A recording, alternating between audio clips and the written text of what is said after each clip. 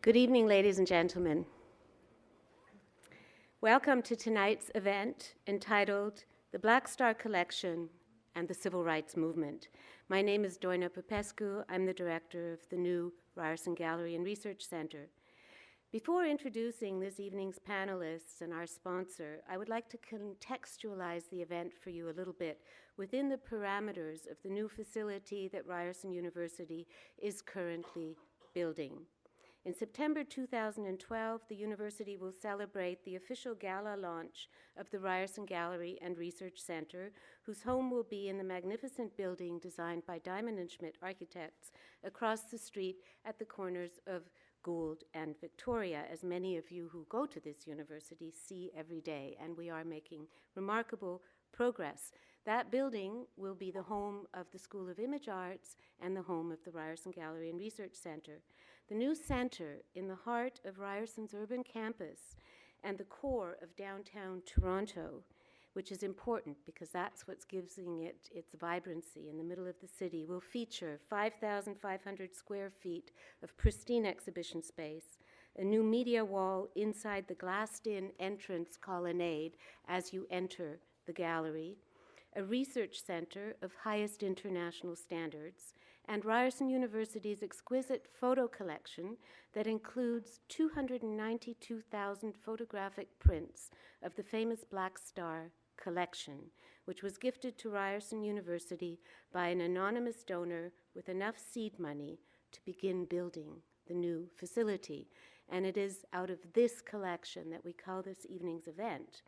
The Black Star Photo Agency was founded in 1935 by Ernst Mayr, Kurt Safransky, and Kurt Kornfeld, three Berlin Jews with publishing, press, and photo backgrounds who fled Nazi Germany for New York in the mid-30s. Ernst Mayr, who was forced to abandon his Berlin agency called Mauritius, escaped with 5,000 photographs in his suitcase, which were to form the beginning of a new business in New York. With Life magazine launching its facility across the street from Black Star in New York in 1936, the Black Star Agency quickly became an important supplier of photographs and expertise to the magazine, later supplying photos to such publications as Look, the Saturday Evening Post, Collier's, Pageant, Cosmopolitan, the New York Times, Time, Newsweek, and so on. Recently, a group of us were up at the archive and discovered all sorts of shipment slips, and what was there? Montreal Gazette, Toronto Star, so there are lots of discoveries to be made in this collection. True to its origins as a press photo agency, the Black Star collection covers almost every important event in the 20th century, from politics to culture and personalities. One of the strongest veins in the collection, and we suspect that it makes up about 10% perhaps of our collection, is the civil rights movement. It is this vein that we are exploring and celebrating tonight through the memories, eyewitness accounts, and camera lenses of two outstanding civil rights movement photographers, Matt Herron and Bob Fitch, who were there experiencing and recording the successes and the tragedies of a major moment of revolution and change in world history. We welcome you both warmly to Toronto. Matt and Bob are both photographers and social activists. From 1963 to 1968, Bob Fitch worked as a staff photographer for the Southern Christian Leadership Conference, granting him unparalleled access to Dr. Martin Luther King Jr. and other key members of the fight for racial equality. Fitch's images were featured regularly in the popular picture magazines of the 60s as well as in Afro-American press. Fitch continues to be recognized for his extensive documentation of the peace and social justice activities in the 60s and 70s. In order to contextualize a little bit beyond the civil rights movement, I've selected a few highlights from his very long CV to give you a flavor for what came after For 7 years, Bob documented the organizing efforts of Cesar Chavez and the United Farm Workers Union.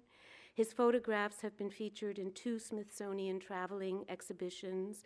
They are reproduced globally in print, film, and electronic media to this very day. And throughout the 80s and 90s, Bob immersed himself in a variety of human services programs.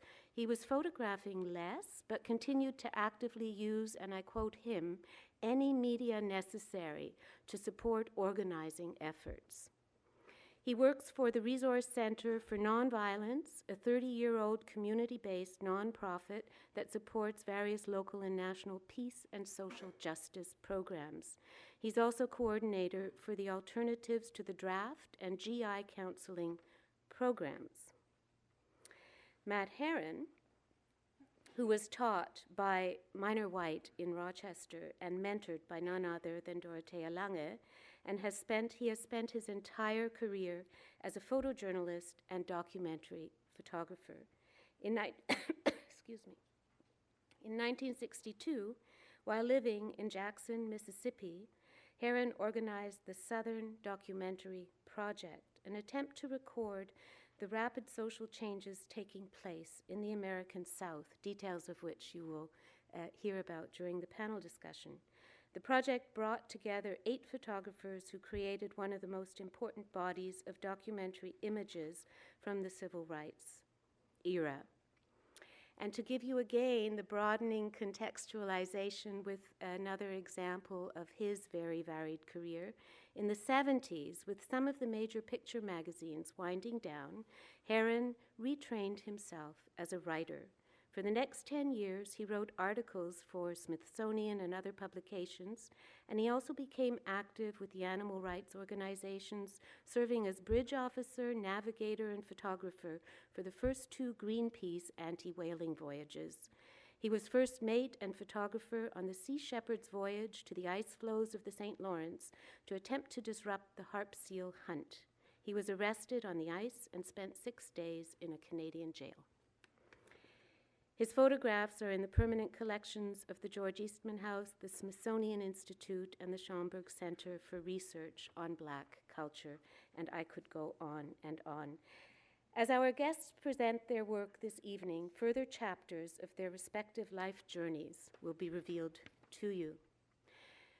The Black Star collection houses many photographs of the civil rights movement by Bob Fitch and Matt Herron, some of which will form the foundation for their presentations and narratives this evening. Moderating the panel is Mark Seeley, who is by now a regular and most welcome visiting scholar and curator at the Ryerson Gallery and Research Centre. Mark is director of Autograph, the Association of Black Photographers in London, England.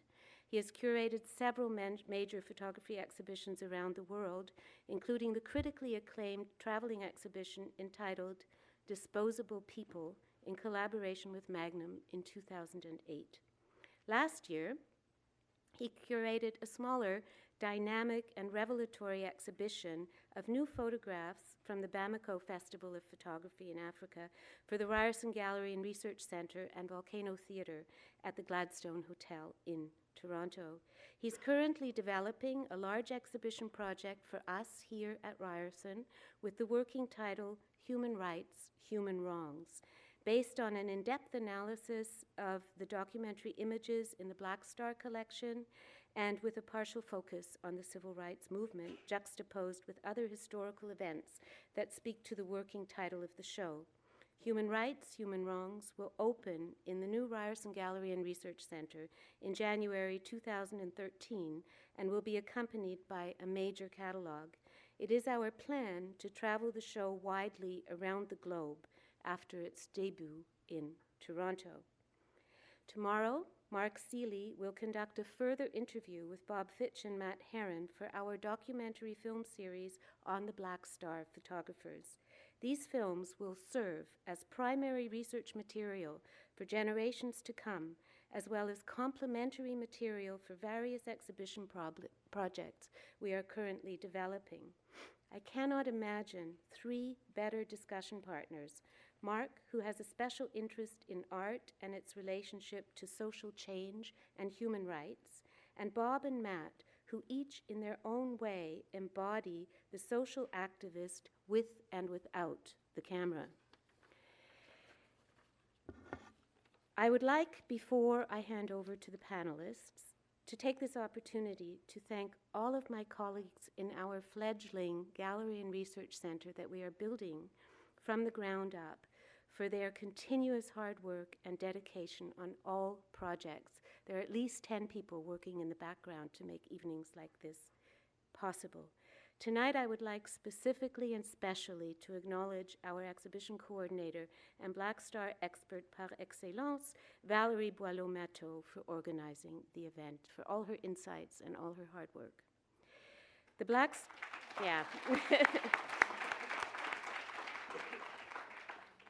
The Black Star Collection and the Civil Rights Movement is made possible through the generous support of TD. This program is part of Then and Now, a series of events presented by TD Bank to celebrate Black History Month. I would like to extend my most sincere gratitude to Scott Mullen, Vice President, Community Relations, TD Bank Financial Group. He has been a passionate supporter of the vision for the Ryerson Gallery and Research Centre from the outset. Not only has TD supported this evening's event, but TD has also come on board with two of our major exhibition plans for 2013 and 14, one of them being the Human Rights, Human Wrongs show. So we are grateful to TD as an institution, but to Scott as an individual and for his vision. Before handing over the evening's proceedings to Mark Seeley, I would like to invite Scott Mullen to say a few words. Thank you and enjoy the evening.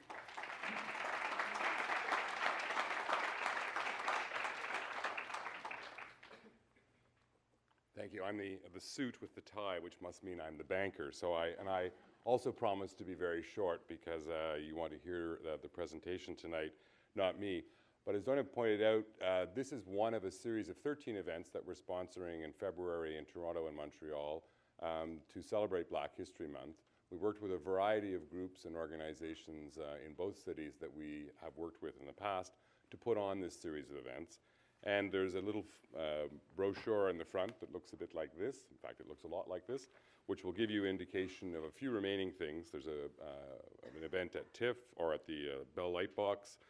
There is Voices of the Diaspora by the Nathaniel Det Corral. I, Marcus Garvey, the rather famous play, is on in mid-March. So a whole series of events, and I encourage you to take notice of them. One of the interesting contradictions for me about tonight is that we have heard from a lot of school teachers across Canada that one of the challenges about teaching Black history in Canada and doing things with students during Black History Month is that there's a dearth of material about the Canadian Black experience that teachers can draw from. So while tonight is a fascinating expose on something that happened south of the border, I also wanted to point to you a teacher's guide that we have done with the Historica Dominion Institute and HarperCollins, who's the publisher of Lawrence Hill's now bestseller in Canada, The Book of Negroes. And I was just with Lawrence on Friday in Halifax, where we actually launched formally the guide that went out to teachers across the country. So for those of you that are interested, there's also copies of it sitting over there. It's our effort to use the opportunity of Black History Month in Canada to do a better job and provide information for teachers to teach more about the story of the Black community in Canada to students. And it's based, the guide is based largely around the Book of Negroes, which for those of you who have read it will know that it's sort of 2/3 of the way through, starts in Nova Scotia, which is really the origins of the Black community in Canada. So enjoy this evening. I hope you do, and I hope you take advantage of other events that are available during the Then and Now series. Thank you very much.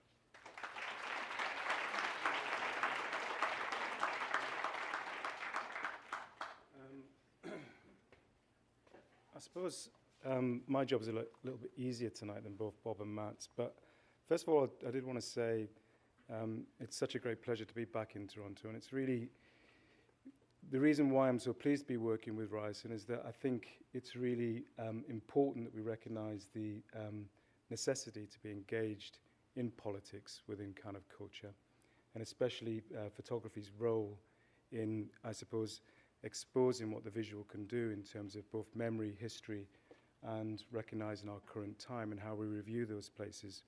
As I was kind of flying over, I realized actually just how significant both Matt and Bob's work is. And then we had a small discussion today, which I was very keen not to kind of develop too far, because I didn't want to preempt some of the things we might actually discuss tonight or tease out tonight. But it's only at that point when you actually encounter the individuals that you recognize just how special both of them are in terms of their personal commitments to the work and the time that they spent engaging with the civil rights movement. So I think actually I'm hoping, and I know it will be a very special time. Just in terms of running through what we will do, Matt will start first, and we'll probably speak for about 20, 25 minutes. And of course, we'll be followed by Bob. I'll then try and summarize some of the things that they've been saying, and then we'll engage in a small conversation and tease out some of the issues further. And then we'll open it up to the floor, and hopefully you'll be able to participate, remembering to use the microphone and ask questions and open it up to the floor in a way that enables us all to have a sense of inclusion within this work. So really, without too much kind of further ado, I'm going to invite Matt to come up and begin and do the first presentation. And just to remind you, mobile phones, let's make sure we turn them off. Thanks very much. Good luck.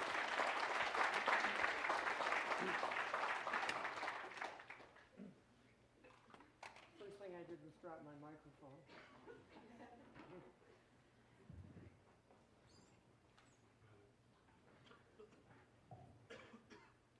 Hopefully this will work.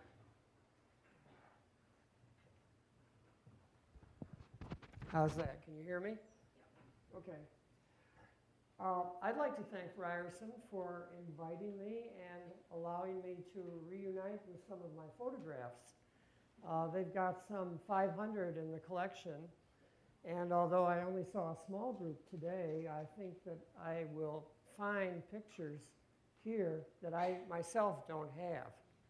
So we've got a little secret pack to do some scanning when this is all over. I run a stock agency, and I'm quite, and Bob is one of the people I work with in that, and it's nice to have all of the chickens home in the same roost. I'm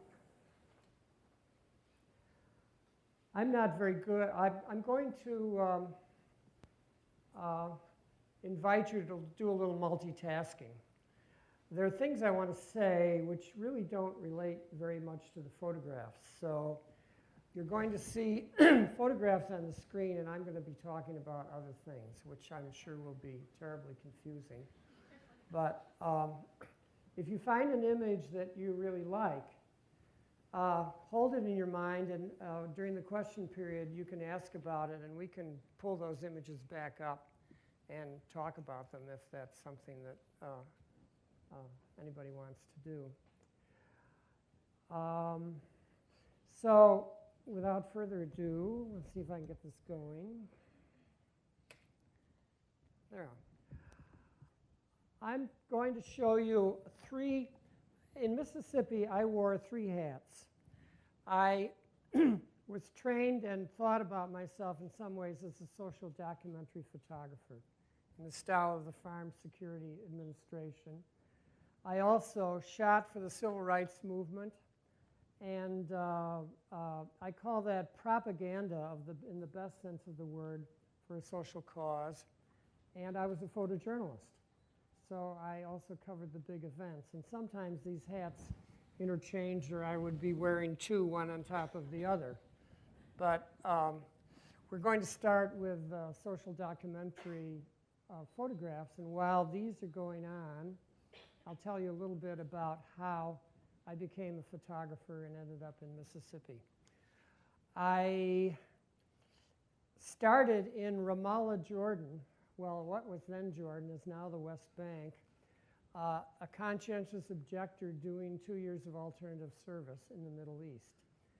And while I was there, of course, it was a fascinating scene and cameras were cheap, so I found myself focusing more and more on photography. I met my wife there. We returned to Rochester, and guess what? Coles to Newcastle, I ended up working as a plant photographer for Eastman Kodak Company, briefly. And while there, I met the well-known teacher of photography, Minor White, and became his private student for 6 months. Then moved on to Philadelphia with a family that was now growing, and found myself, I was working for the American Friends Service Committee as a writer and photographer, but I was also running peace demonstrations in Philadelphia. And got to the point where we could get 1,000 well-dressed Quakers out with neatly lettered signs circling Philadelphia City Hall. And the police thought we were very peaceful, and they were cooperative, and we were cooperative with them. And I woke up in the middle of the night once and realized it didn't make a goddamn bit of difference, that I was as much a part of the system as the police and everybody else. Meanwhile, like so many others of us, I was hearing the siren call from the south. Kids getting beaten up at lunch counters, things happening. And my wife, Janine, and I realized that we must head south if we really believed in nonviolence as a way of doing things. And this is where we needed to be. So we went to Mississippi in the summer of 1963, right after Medgar Evers' funeral. My wife went down there first to see if it was safe to bring our family, 2 small children, into the heart of Mississippi to work in civil rights. The Irish always send their women ahead to see if it's safe before they follow. Turned out we could do this. And so we moved to Jackson. I had already started as a photojournalist. I used to go into New York and see editors, and I had a big story and look and a picture in life. And I thought from Mississippi I'll be able to send out story ideas which will really excite the editors, and I'll get lots of work. What I discovered was they really didn't care about my deep and penetrating ideas. They wanted somebody there when the action started. And when the action did occur, since they knew me, why, I got assignments. The rest of the time, I was working with the Student Nonviolent Coordinating Committee, SNCC, helping them set up a darkroom, organize a photo team. And in the summer of '64, I brought my own group together, 6, not 4, not 8 photographers. And we attempted to reconstruct the kind of work done by the Farm Security Administration in the 30s, only this time the course of social change in the South. I had envisioned a 3-year project, but in fact we were unable to get funding, and we had a brief 8-week fun-filled and frightening experience of doing this. So that's sort of how it all got started. But I want to talk about Black Star, because Black Star was critical to all of this, and I think it's not a very well understood story. Black Star had an extraordinary director in Howard Chapnick. Howard was a businessman who built the agency into a major force during those years. I think they averaged about $3 million a year just in work with life, which was a lot of money in those days. Of course, it's barely nothing today. And I, after I had created my scheme and made up my proposals and so on, I went to New York to try to raise money. And I can take pictures, but I'm a terrible fundraiser. And after a rather depressing month of getting nowhere, I came into Howard's office one afternoon. I was not formally associated with Black Star at the time. And Howard said, "What are you doing?" And I confessed my problems to him. And he said, "How much money do you need?" And I, thinking of the lowest figure we could get by, I said $10,000, which isn't much today, but it was a hell of a lot of money to us then. Howard got on the telephone and he raised $10,000 in 15 minutes. I was like, and suddenly I had the go-ahead. I could take the money back, get my team together, and start the work. This was just the beginning. He supplied us with press passes. He sold our work. He bailed us out in times of trouble. In the middle of the summer, my wife Janine moved to Atlanta to run the darkroom part of the SNCC photography operation, and Howard was there for us all the time. He was also our mentor. I remember being in New York one afternoon, and Howard said, "I want to show you something." He took a bunch of Charlie Moore's pictures out. He said, "Do you see how he uses a wide-angle lens?" And the only way you can really get action so that it's immediate and it has impact is to move right on top of it with a 24-millimeter lens. See how Charlie does it. And that changed my style of photography. And those kinds of insights were coming from Howard all the time. He was looking for assignments. He was helping and encouraging us. And when the March on Washington occurred, Howard put together a team of, 10 photographers. Ivan Masser was there, Dennis Brock was there. I came in from Mississippi sort of on a freelance basis, but they did a major operation to photograph the whole March on Washington, almost like choreography. He encouraged books, and the prints that are in the Ryerson collection, many of them, particularly the 11 by 14 prints, were things that Howard put together as collections to stimulate maybe an editorial project or get a book going or something like that.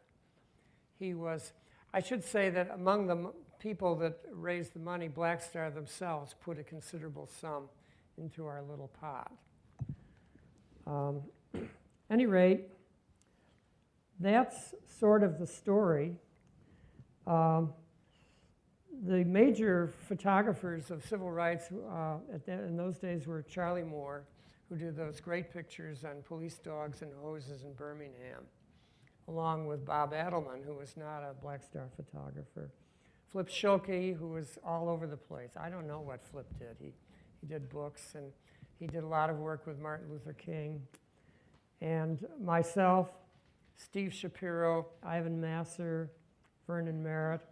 And then later, the folks, Bob Fitch came in, and the people who were working with me in the Southern Documentary Project, George Bellis, Danny Lyon, Dave Prince, and well, those are the major ones. So that was what I wanted to say, and now I'll just look at the photographs and ad-lib with you a bit. This was during the bombing of the 16th Street Baptist Church. The Alabama Highway Patrol rode around the city with shotguns, 5 of them sticking out the windows. They saw that man and they said, "Nigger, get running." He ran down an alley and they blasted him with double-aught buckshot. He was showing the wounds to his friends. This is the Selma March, the greatest, at least the most dramatic of the civil rights marches. I walked backwards for 5 days. And I have no idea where I slept or what I ate, but it was probably the best series of pictures I ever took. I love that one because there's a little boy in with all the dignitaries carrying his bedroll. This is a woman, Doris Wilson, who was a 17-year-old mother from Selma who had been fired from her lunchroom job for going on a demonstration while her father was dropped from the welfare rolls. And this is maybe my best known photograph of the Selma March. There's one in the Ryerson collection, which was taken a few seconds before, in which every arm and every foot is in the wrong place. And then the next frame was that one where they were all in the right place. And this is where I met Bob Fitch. We were both shooting the Meredith March in 1966 together. And Bob and I, unlike most of the photojournalists, were moving around, getting the back scenes and the little vignettes and so on that the major photographers didn't seem to be interested in. The Meredith March is a fairly unknown but very interesting march. It was the first time that the words Black Power were uttered in public. And it was a time when SNCC, CORE, and the Southern Christian Leadership Conference under Martin Luther King cooperated for the first time on a single march. So this is the last picture, and I'm done.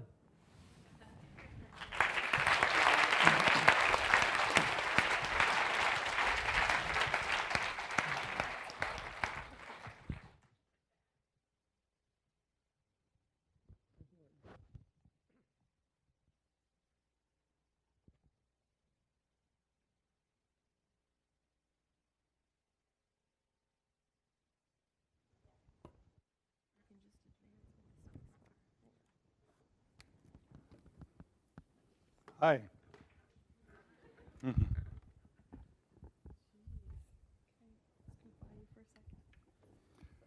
Valerie is a gem, you know. An experience like this takes 2 months of intense planning. This is one of the best producers I've ever worked with in my life. Loving attention to detail.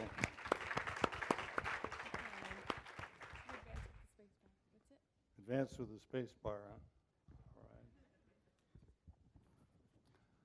I'm going to take a little different approach. I do want to tell you in advance a couple of things. One, I do have a tremor in my right hand. You'll see it moving and jumping around. I'm going to have surgery in another week, and they'll put a little solenoid in my head, and it'll go away. It's amazing, but remember, if we're going to live to be 100, we'll all have this health care and everything, we're going to be a little bionic. So that's you. So next time you see me, it's Bionic Bob. Second thing I want to say is I'm not a professional photographer, and I feel deeply honored to follow in the tradition of Matt Herron and others. I'm a organizer, political organizer. I happen to use the camera to tell the story of the work I do.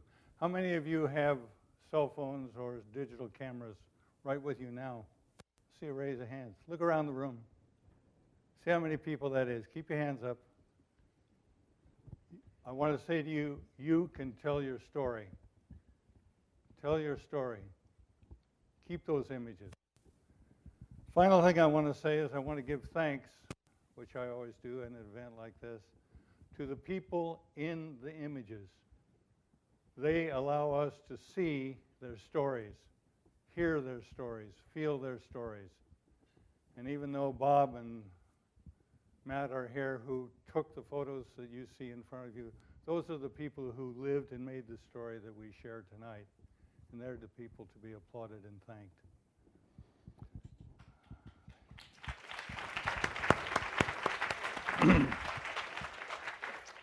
When I came to the Southern Christian Leadership Conference, Hosea Williams, who's their field work organizer, sat me down and he said, Bob, we can't send black photographers and black journalists into the field. They get beat up, they get killed, so we're going to send your little white ass out there. And every week, you will come back home with a story and photographs, and you will send it off to the black press nationally around the country, which is what I began to do. This woman, this is one of the first stories. There were many racially motivated murders that were not directly lynchings. She lost her sister, and she lost a friend of her sister's in this fire behind her. She's in Birmingham. And the fire department, the all-white fire department in Birmingham, often refused to attend fires in the ghetto areas or to just slow down and get there late. So this was one of those murderers. One of my favorite photographs, I call this American Black Gothic. Ross Hines and his wife's brother, David Colson, was driving into a church parking lot, followed behind him by a white man in the car. As he slowed down to drive into the church, the white man smashed in the back of his car. They stopped their cars. They got out of their cars. The black man looked at his, David. The white man looked at his, and then he shouted at the black man. He said, "You ought to be worrying about the damage to my car." And he pulled a pistol out of his belt and shot him in the head.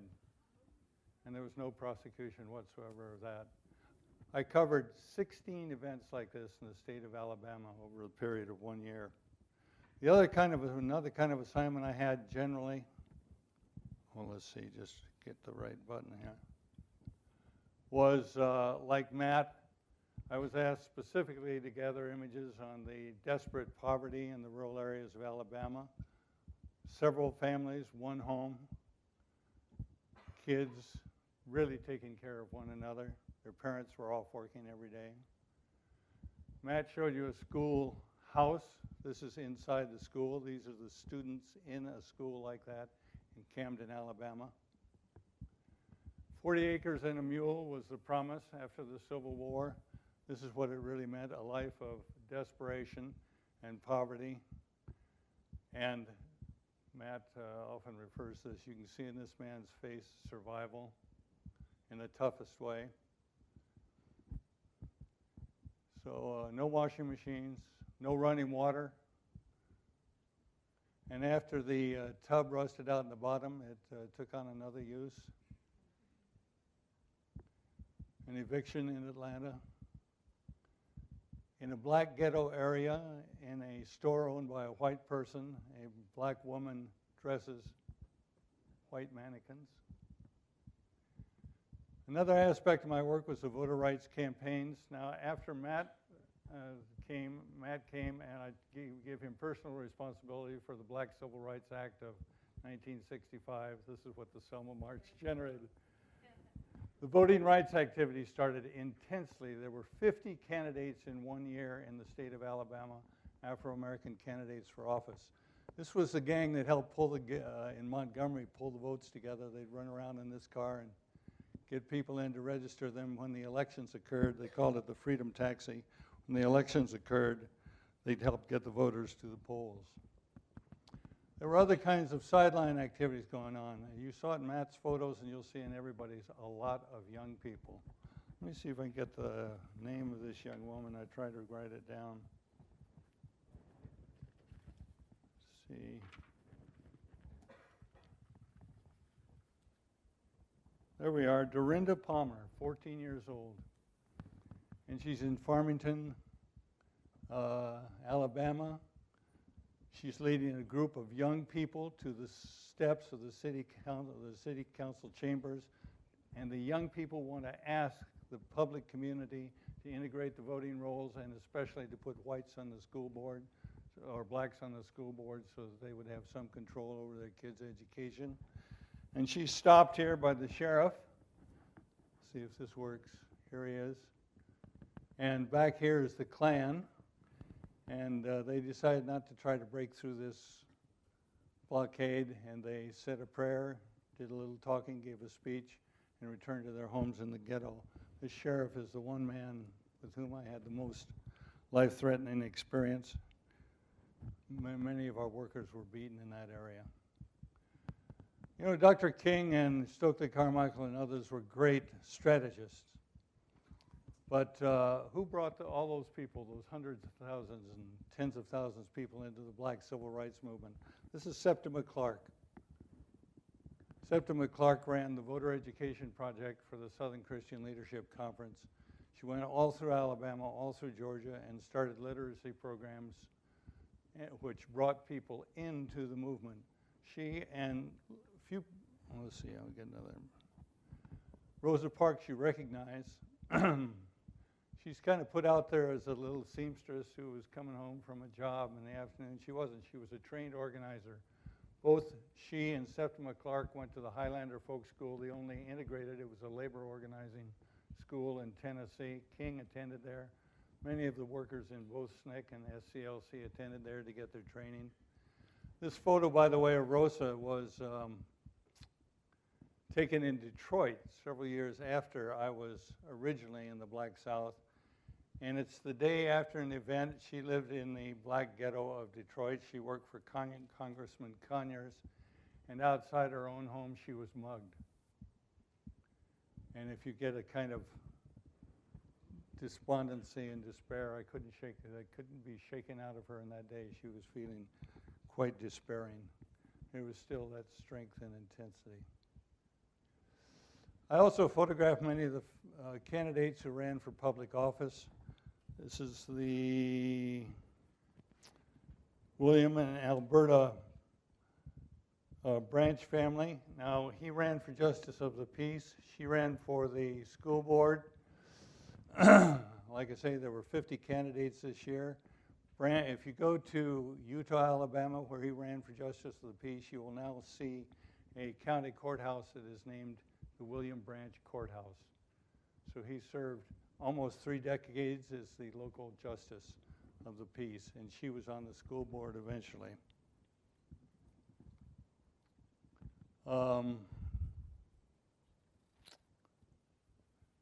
Senior memory. Fred Gray. Well, Fred Gray was the attorney for Rosa Parks and for the Black Civil Rights Movement when they took most of their actions to Washington, D.C.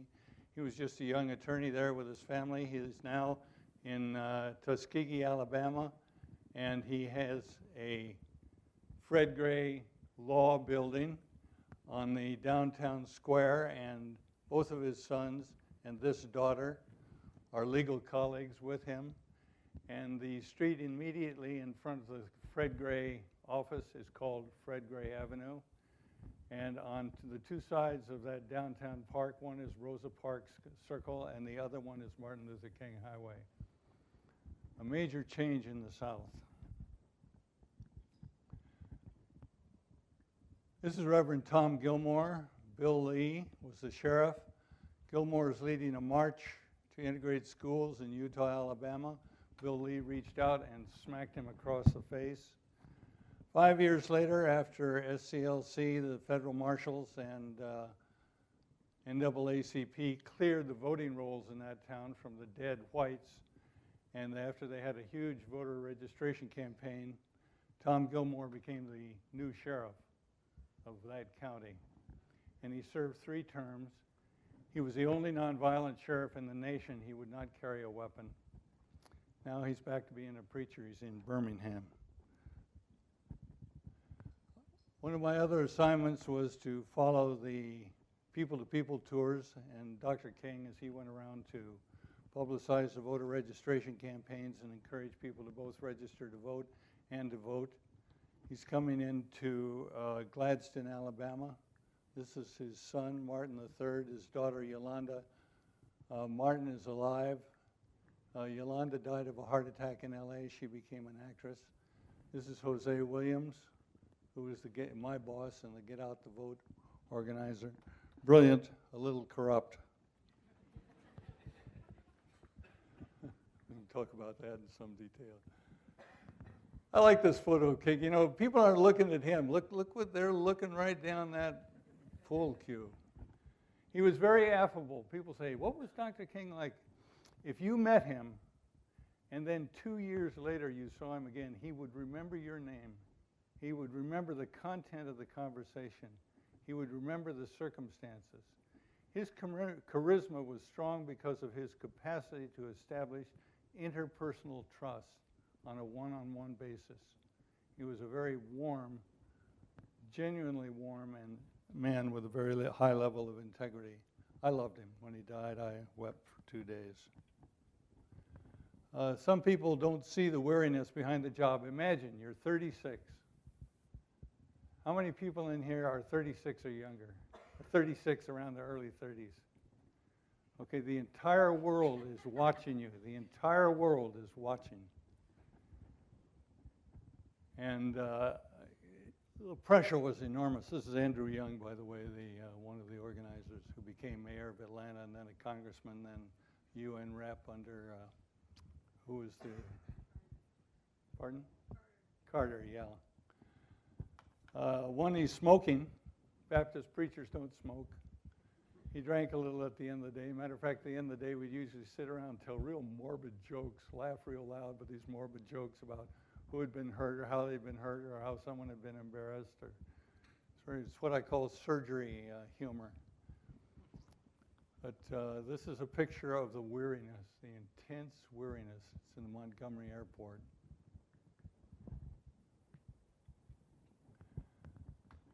We were in Batesville, Alabama, after the Mississippi Meredith March.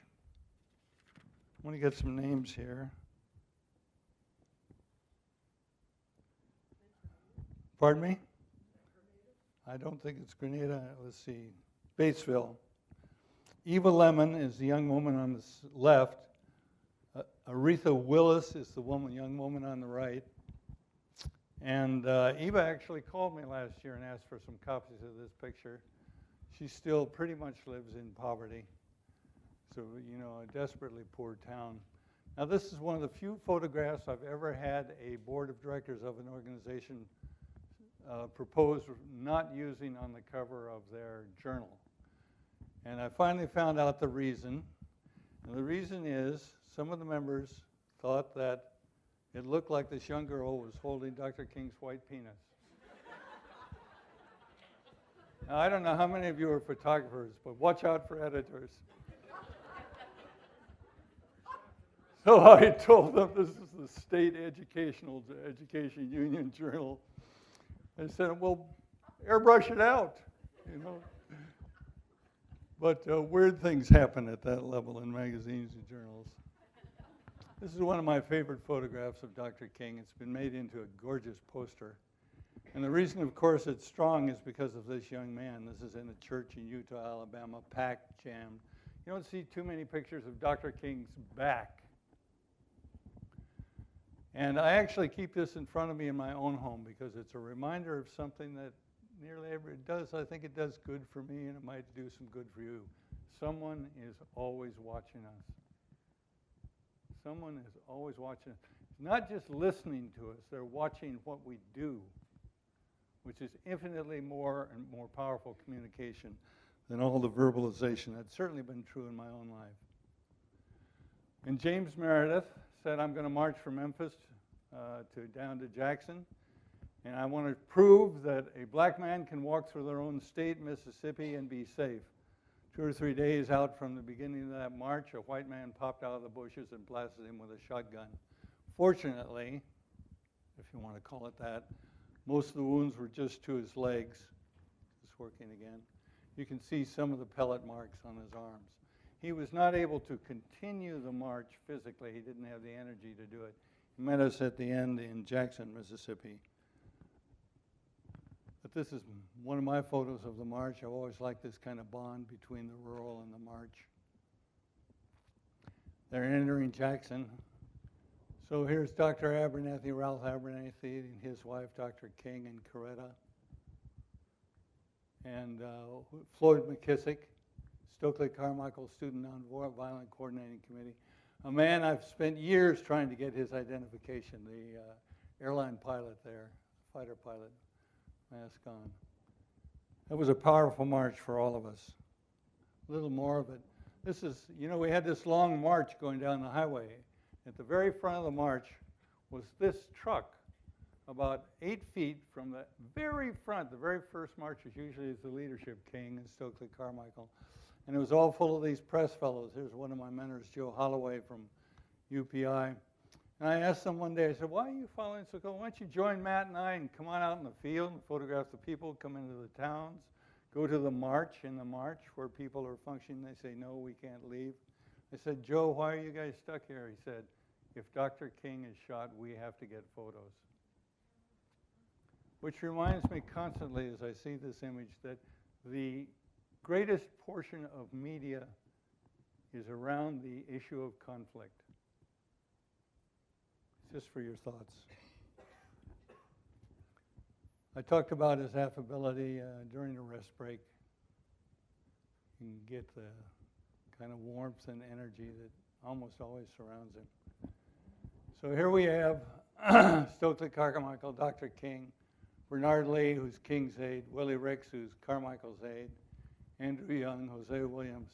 You know, there was a common idea that, or myth, that Stokely and Dr. King were opponents because Stokely was for a more aggressive stance and Dr. King was nonviolent. They talked to each other almost every day on the phone, and when Stokely had problems, he called Dr. King wherever he was in Atlanta, wherever he was traveling. They were very close. They were almost like two brothers. However, as Matt has indicated, an event occurred on this march that was very critical. This is the evening, the night before, there was a pronouncement, but this is the time when the two organizations got together and argued vehemently, shall we use the motto Black Power? And Dr. King felt it was too aggressive. Stokely Carmichael said, no, it's time. We've taken enough crap. We've got to move ahead. We've got to call it the way it is. So the next night, Stokely got on the back of a flatbed truck there in Batesville, and he said, what do we want? We want power. What do we want? Black power, the audience responded. What do we want? Black power, 3 times. And the place just exploded, and I turned after the photos, turned to the fellow next to me, a photographer. We're in the middle of history. We had a long conversation about black power today. There may have been some diminishing of the actual power, but the movement, the political movements in the United States up to that very moment never used the word power. Is power discussed in your classrooms? Is power discussed at your dining room tables? Power in the United States is a kind of an ugly word. It's about becoming evil or bad. But the word power came out, and there's senior power, gay power. What kind of power do you want? And there's several kinds of Latino or Mexican, zoot suit power. But power came into the picture. That was the most critical thing, I think, that happened culturally on this march. We came into Batesville, and this old man, Al Fondren, went in and registered to vote for the first time in his life, 114 years old. He came outside afterwards, and the crowd threw him up in their arms, and he made this glorious gesture. And there was this huge applause. This man was probably born in slavery. And I've talked to his family since. He wasn't very nonviolent. He's a pretty tough old survivor. This is one of my moments in photography where I call a mystic moment, where that which is in the lens is such an intense condensation of what I'm experiencing that I literally disappear. And I photograph automatically. When it's all over, I'm just there. Usually the images are very good, are very powerful, but this is one of those kind of ecstatic moments. Al Fondren. By the way, it's my wish that before I die in Batesville, Alabama, in the middle of town, outside the courthouse where they have all these civil rights monuments, that they have a brass or a bronze monument of this scene in Al Fondren. Well, Dr. King was murdered. Family called me up and asked me to come down and photograph around the funeral for the family. First thing I did when I arrived in Atlanta was go to the church, Ebenezer Baptist Church, and there he was. And would you take a picture of a person in the casket? It was a very, very troublesome. I was there as a photojournalist. My final decision was, Bob, you want people to see what happened. Take the photograph. So I tried to do it as respectfully as I could. But King was murdered. Then I went to the home and went inside where the planning session was taking place in their bedroom. Coretta Scott King, her secretary, Ralph Abernathy, Jesse Jackson, Dr. King's brother, Martin III.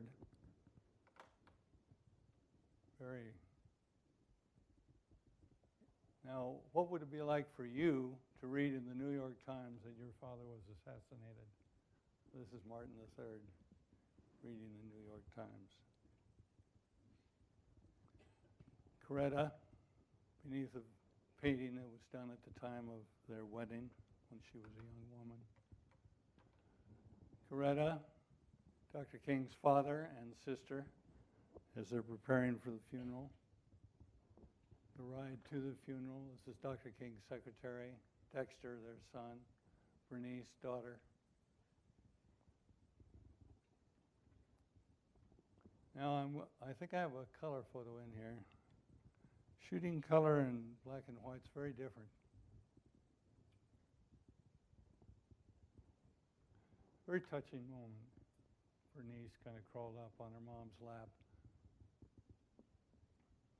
Coretta's strength and power. The actual funeral. This is Dr. King Sr. and his mother. He's a very tough old buzzard. He doesn't cry very often. Before Dr. King died in his last book, they asked me to rush down to the office and take a photograph to put in the back of the book. So I went down to his office, found a room that was well lighted, took the Gandhi photo off his dingy office wall and put it up in this space and had him come in. It's very interesting. I could never ask someone to pose the way he did. I've asked many people why they like this photo, and the young teenage man said, I like the strength he shows. I like the determination he shows in this moment. Isn't, you know, I find Dr. King often portrayed as kind of the chubby-cheeked black Santa Claus, kind of cute and preaching and talking about a dream. I urge your reading of his final book, Where Do We Go From Here? It is an actual detailed outline plan of an American socialist government. It's a very powerful book. Where do we go from here? After Dr. King died, about a month later, I was at a retreat in the woods with a group of people, talking about civil rights issues. It got testy later in the evening, and I left the group. They were getting a little crazy in their discussion. Went off into the woods, and Dr. King, I haven't shared this with too many people, Dr. King appeared to me, just as real as Mark right here. And he spoke to me, and he said, Bob, I have to get the voice down to Bob, continue the work. And that was it. He was gone. Well, you know, what's this? It's actually carried with me a lifetime. I took it very seriously, and I realized that many of the people whose work I believed in were either being jailed or murdered. So I took it seriously, and I want to show you just a few of those because I want to bring us to the present. The Black Civil Rights Movement was a nursery for many of us in terms of training and motivation to carry on a certain kind of life, not just photographic work, but a certain kind of life for the rest of our life. So we have Coretta here at the congressional campaign after Dr. King is dead with Congressman Ronald Dellums, who was the only socialist ever in the Congress of the United States. I don't know if you're aware of him up here in this part of the country. Later became mayor of Oakland, California. Not Phil, but Dan Berrigan of the Catonsville Nine, who burned the draft files in Catonsville, Maryland. Chavez I worked with for 7 years. Matt, my great agent, gave this photo to the U.S. Postage Department. This was made into a stamp. But the stamp during the Bush administration doesn't have a union label on it in the background. Just has a field, a green field out there. It's a beautiful poster, beautiful stamp, and I'm honored. Joan Baez, David Harris. One of my longest careers is as a draft counselor and GI rights organizer. They're wearing the same. This is before he went to jail, just the very day the FBI picked him up, took him off to jail. Same handcuffs as Berrigan wore. Dorothy Day of the Catholic Worker Movement. You have a Catholic Worker house here in Toronto, don't you? Zechariah's house. Like to see it. Dorothy was a United Farm Workers strike and was arrested several days after this. One of my favorite images. When you get old, you don't have to stop out there confronting the opposition. You can grab and your arthritis is too bad, you can grab your folding golf stool, stick it under your butt and sit down and face off. So she's my model for real aging. A Palestinian woman who in 1946 was evicted from her home when 10,000 nearly homes were occupied by Israelis in Jerusalem. But many of them carried the key to their home in their pocket. And very quietly, she wouldn't let me use her name. She snuck me off one day and showed me the key to her home to which she had hoped to return someday. Sri Lanka, a Muslim child. You know, Muslims are the minority in a Sinhalese and Tamil nation. I worked with a mediation organization in Sri Lanka. I hiked 2 years ago from Tijuana to San Francisco with Fernando Suarez del Solar, whose son was one of the first young men killed in the Iraq War. He went into the Latino communities to espouse Latino resistance to recruitment into the military. And I want to share this one because it's from my hometown, Watsonville, California, a little farming town just south of Santa Cruz, north of Monterey in California. This is Luis Alejo, and I want you to remember this name, his dad and mom. See all the kids? He just ran and won as an assembly member to the state from our region of the state. When I first encountered Watsonville in 1972, it was almost 90% Anglo. Today it's 80% Latino. They started moving in around 75 and organized through the United Farm Workers Union and actually won a lawsuit for district elections in the city council, which went to the United States Supreme Court, which was validated, the U.S. Supreme Court. And now the city council, instead of being all white, is 5 Latinos, 2 Anglos, and the new assembly member from our region is a Latino, Luis Alejo. So carry it on. What we've done before attaches to us today. All that phone calling, knocking on doors, talking to people still goes on, and we can do it. Thank you, brothers and sisters. You blessed me.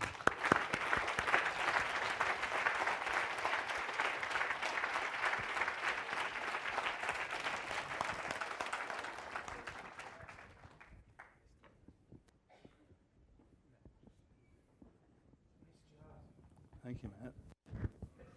Now, you better turn this off. You might catch us saying some weird thing. Oh, actually, That's happened. That's happened in Great Britain, hasn't it? We'll do it afterwards. I'll just do a quick summary. Well, I'm going to invite both Matt and Bob up again very shortly, but just to kind of take us through where we've been. Incredible journeys, wearing 3 hats. I think that's an interesting kind of proposition, the idea of multiple identities behind the camera. Realizing as well that there's a Ramallah connection there, a Palestinian connection there within both your work is interesting in terms of how you've identified with that place. Both running peace movements, I think, is also a thread that we can pick up on. I think that's an important sense of the social work, the literal social work that you've both been engaged with. I think the key question is making a difference. What an individual does in this moment, I think, is both of these photographers are really quite a profound example of how one actually engages in a day-to-day struggle. I think I'm interested in the kind of question of being part of something rather than observing something. It seems to me that this life that you've had isn't about simply observing a place. It's actually been embedded in a place, not embedded in the sense that we talk about within the kind of military sense today, but embedded in it in both, I suppose, a political and a personal commitment to making a difference. I think I'd like to pick up on some of those kind of questions and invite the audience to look at that. One of the things we talked about today was, just very loosely, but I didn't want to go into it too much, was this question of being, white people in this environment and connected to this struggle, and how and what difference that actually made in terms of, one's racial identification in the cause. I think it's interesting that you mentioned a strategy of employing a white photographer to document this moment as against to a black photographer, and what you could actually gain access to and how you were seen is an important marker to pull out. So I think I'd like to pick up on some of those points. I think the issue of having access to New York is really, really important. I think also what's important to recognize within the work, Matt, specifically when you took us through the relationship to the agency Black Star, I think it's really quite key to recognize that nothing really happens in isolation, that in many ways we all do need support. And I think it's about individuals and institutions that really do make a difference, something that I've encountered quite a lot. And I think it's interesting that Howard had the foresight, if you like, to literally invest in you, which I still think $10,000 today is a considerable amount of money. And if I could raise it in 15 minutes, I'd be doing good work. So I think the issue of how and when and why people pick up the phone and raise money so that individuals like yourself can actually go forward and make images is an important thing, which I think we should address as well.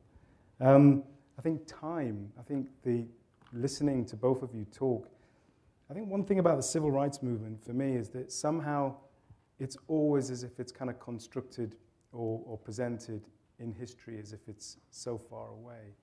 I mean, of course, this is living history. This is your time. This is very much about today.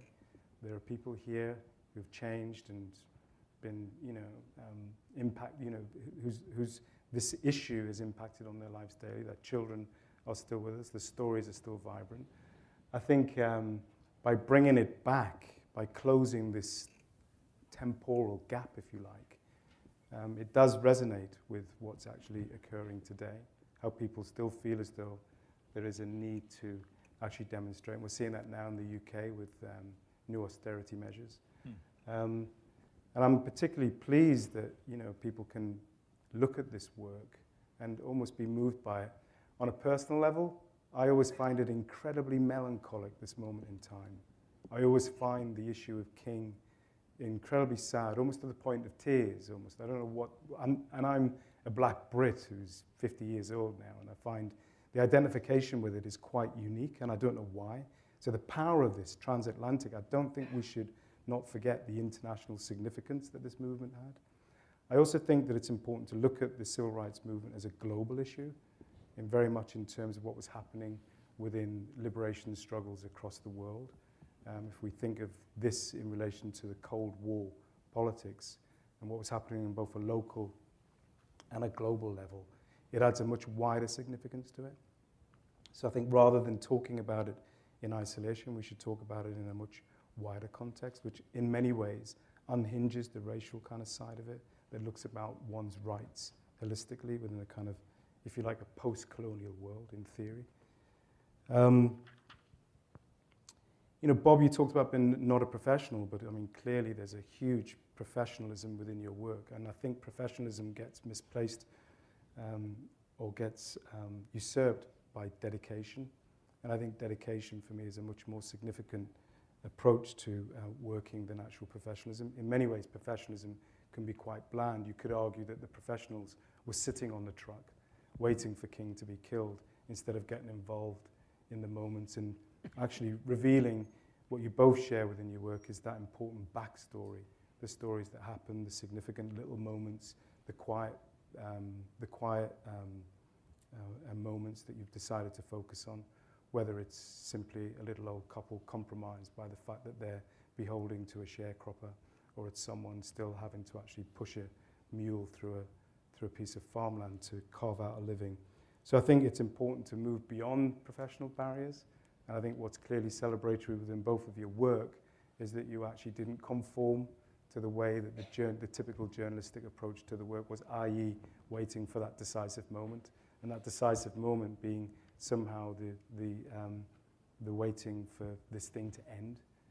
Clearly, King's work is not an ending. I think it has been a beginning, as the work that you've carried on doing signifies. I think the idea of political and social change will always be with people to some degree. And I think it's really the thing that these photographs do is that they remind us of this issue of power. I think when you spoke and you used the word power, it reminded me just how often ineffective people feel as though they are. But clearly when we revisit this work, we can see what it means to take power into one's own hands. So I think it would be good or useful for us to interrogate this kind of question of power. So when we're talking, hopefully we'll bring that up. I think survival also really comes to mind, both professional survival, feeding one's family or trying to make a living, and then surviving literally in the field, and questions of vulnerability, where you take risks, where you don't take risks, where one's personal freedom comes into account. I think the point that you made about I disappear when you were photographed was an interesting point, Bob. I think it's interesting because within, I suppose, issues around black visibility, making these things visible, putting these issues out there, the idea that you disappear or literally morph into that is almost kind of contradictory to the kind of to the campaign. So that was an interesting point for me. The tragedy of Rosa Parks being mugged is an irony. I think an incredibly sad irony. So it's not surprising that her heart was probably broken on the day or the day after you'd taken that photograph.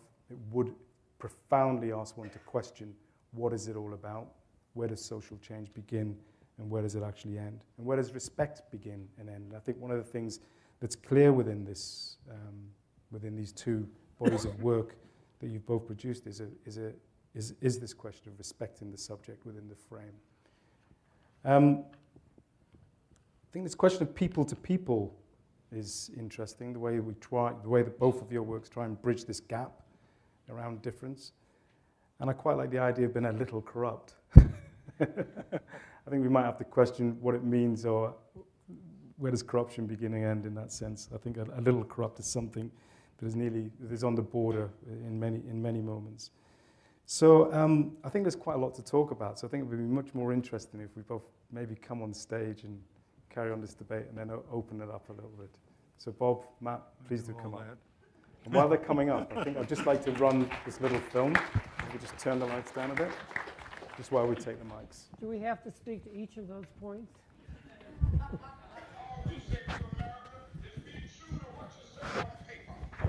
Let me take that one, the far one. You want to take this one? Yeah. Let's sit it. You two take that one?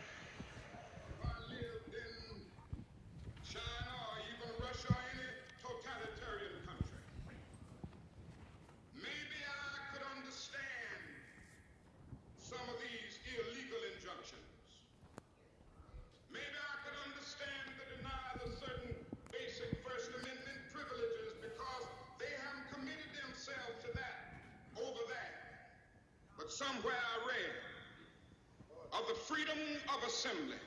Somewhere I read of the freedom of speech. Somewhere I read of the freedom of press. Somewhere I read that the greatness of America is the right to protest far right.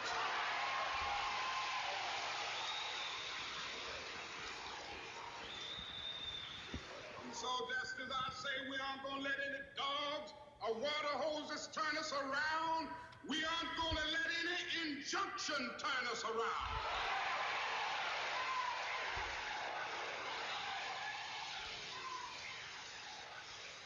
Well, I don't know what will happen now. We've got some difficult days ahead. But it really doesn't matter with me now, because I've been to the mountaintop.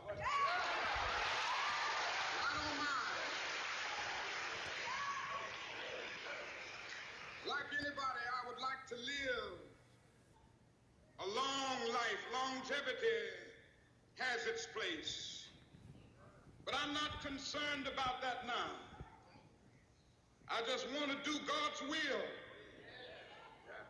And He's allowed me to go up to the mountain. And I've looked over and I've seen the promised land. I may not get there with you, but I want you to know tonight that we as a people will get to the promised land.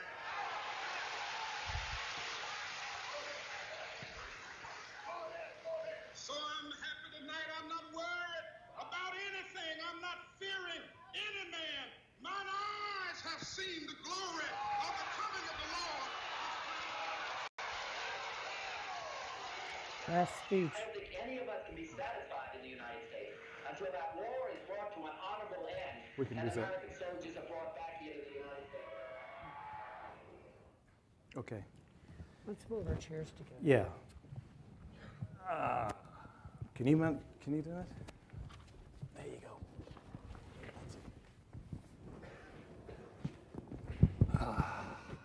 Watch we don't go over that. That's good. It's nice to have this intimate setting, by the way. Matt and I were talking about see folk.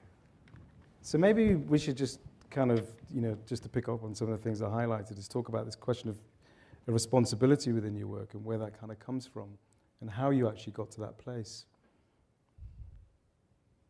Bob. Responsibility? Mm-hmm.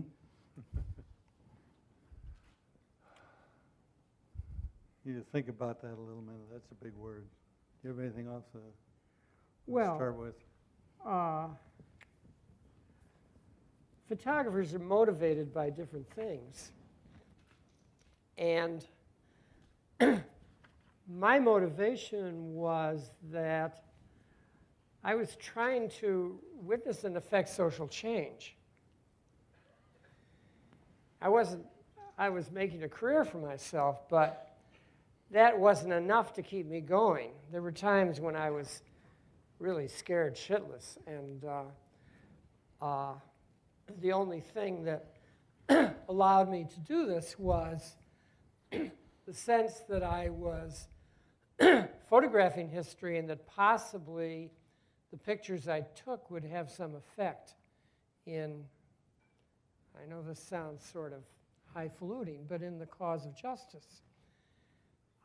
There were lots of situations where I was personally quite frightened to get into, and the way that I dealt with it was to strap my cameras on like armor plate. And as soon as I had that armor on, something different took over. And I could walk in and say, I'm going to document this situation, and if I'm lucky, I'll get out of it, but this is my job. I have to do this. So this is pretty straightforward. I don't think there's anything. But it's a self-designated. What's interesting about where you both sit, it's almost as if it's a self-designated task. It's not as if you're on assignment for the majority of your work. There's a sense that I want to. I mean, you talked about making history, being in history, witnessing history, been aware of that kind of like position, recognizing the importance of where you are at that time. I find the word starting in a place like that for myself. I've had the luxury of being able to be responsible to how I perceive the world. So having finished graduate school, and ironically, I was seminary. I was a preacher once. Some people can't believe that, know me too well. But I had done a long study of Job. And Job is about a play. It's a play, it's a drama. And the contract is broken with the people of Israel by God. God won't talk to him. And Job goes through the ritual of forcing God to be present. And it intrigued me that we can ritualize, that certain rituals can force the presence of peace and justice and certain values. Not all my seminarian friends agreed with that. Matter of fact, it's heresy that we can force God's presence. And I saw the Black Civil Rights Movement, which I'd been supporting and for which I'd been working in a distant area, that is in the north, bringing speakers, raising money, and the nonviolent Black Civil Rights Movement as an expression of forcing the presence of the eternal powers of justice to exist in our midst. Well, if I believe that, I ought to do it. So get your little butt down there, see what you can do, and just go to work. And some of the other things that I've shared with you in terms of images are places that took me more by intuition and being in an integrated relationship with my intuition as an expression of that big word, responsibility. So how do you perceive things? How are you going to make that real in your own lives? Matt, you want to respond? I've interviewed quite a number of civil rights photographers. Some of them knew they were photographing history and some didn't. And it was, you know, I came onto the scene already as a journalist, so that was second nature to me. A lot of the photographers I'm curating a show of photographers who grew up within the movement as opposed to those who came from New York and shot the big events. And many of them, like Bob, said, well, I'm not a photographer, I'm an organizer with a camera. Say their names, Matt. Of those? Yeah. Well, Maria Varela. George Wallace. George Ballas. Let's see, who else? Well, I think probably Bobby Fletcher started that way. All right. Can you think of others? Any rate. I can think of a lot of others, but a good Okay. web. Put them on Google and look them up. Any rate, you know, there's a lot of varieties, but some people did this from all different motivations. I did it because I wanted to photograph history. These people did it because they saw that photographs were a powerful tool for working with people. They were organizers with cameras. Okay. So then when you're a kind of little white boy with his kind of camera being kicked into this situation, let's expand on that question. I mean, that must have been an intimidating position to be in. I am not a little white boy. I am a 6 foot tall, 6 foot 2 inch, 200-pound Anglo. And I look like a cop. And I very much resemble an FBI agent. Okay, well, let's talk about little in terms of as experience rather than physical presence, because I don't think anyone would deny your size. But anyway, I mean, that must have been, a moment where, you know, you're confronting all kinds of, let's just say, barriers or fears, or having to engage in that kind of place, recognizing that you're going to go head to head with some of your biggest fears, you could argue, like this evil war, if we're going to carry on talking about it in terms of religious metaphors. So the question is? Well, how do you feel when you take that moment on? I mean, is it a kind of, is it, I mean, you want to embrace this thing, or is it something that you felt as though being called into that space? Fear is a constant companion. Did I interrupt you? No, go for it. Fear was a constant companion. After I left Mississippi and moved to New Orleans, it took me 2 years of driving around the city before I could stop habitually looking in my rearview mirror to see who was following me. Yes.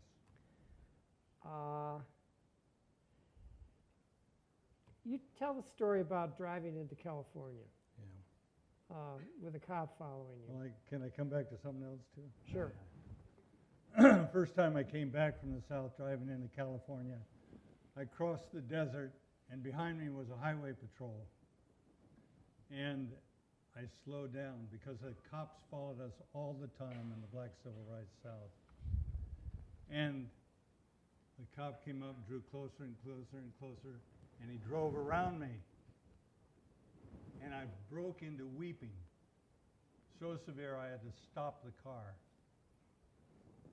Now, this isn't just about Bob Fitch, the photographer who was harassed. This is a glimpse into the fear under which the entire black population of those states was living on a continuous basis.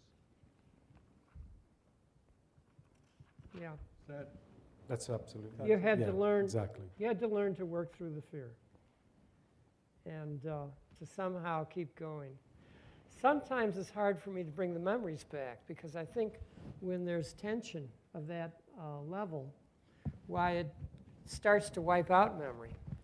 I have to sometimes go and review the photographs or look at things that were written to remember the details of certain scenes because they were so intense that, you know, my focus was on a certain level and the memory sort of went away. It's sort of like when you have an accident and you can't remember the 5 minutes before the accident happened.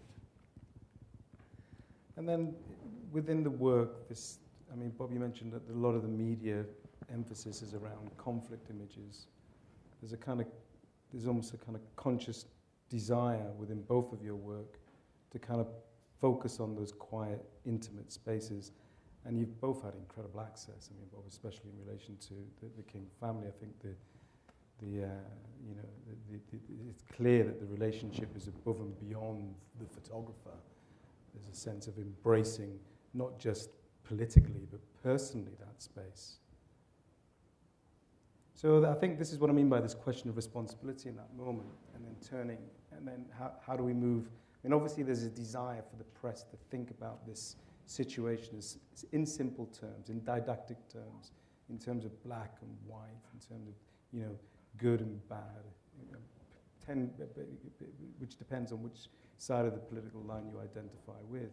But when we're in these spaces, I mean, obviously there's almost a sense of conflict within the intimate moments as well, like King when he's smoking his cigarette, the points of which the exhaustion is like the fallout of this space is really interesting. I think that's an incredible kind of sense of work that both of you have done within this moment in history, rather than I mean, I know Charles Moore's work is exemplary, really, in terms of, you know, the water cannon pictures and the dog tearing the pants. But I think the more I look at photography, or the more time I spend with the medium, I think it's the quiet moments, really, that I think carry much more. There's a kind of significance within some of the photographs, I think, which kind of resonate much more than just that conflict or just someone being battered. You know? So I suppose what I'm trying to tease out for you is this. I mean, it's the relationship, really, isn't it? I mean, it is a love affair in many instances. There's a big misconception among many people about the civil rights movement, which is it's the leaders, Stokely Carmichael and Martin Luther King. These were the people who pushed. The civil rights movement grew out of the soil of Mississippi, and it grew out of ordinary people.